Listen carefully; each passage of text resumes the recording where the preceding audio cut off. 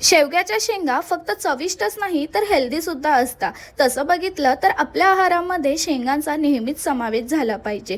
चव आणि आरोग्य दोन्ही गोष्टी छान बॅलन्स होत असतात. नमस्कार, जय जिजाऊ जय शिवराय.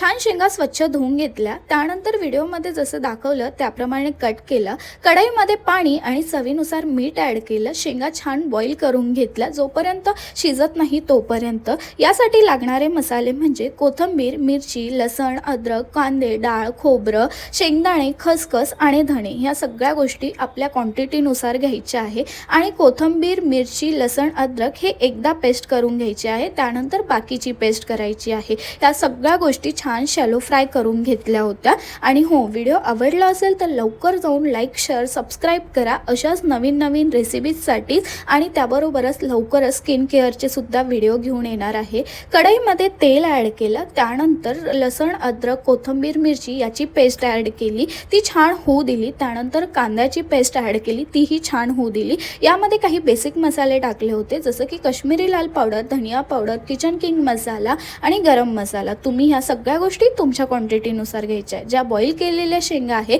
त्याच शेंगा आणि त्याबरोबर तेच पाणी आपण ॲड करणार आहे कोमट. आणि तुम्हाला जर हवं असेल तर थोडंसं कोमट पाणी तुम्ही ॲड करू शकता. वरतून छान कस्तुरी मेथी आणि हिरवीगार कोथिंबीर टाकायची. आपली छान झणझणीत अशी भाजी रेडी आहे. नक्की ट्राय करून बघा. चला भेटूया आपण नेक्स्ट व्लॉगमध्ये. तोपर्यंत बाय.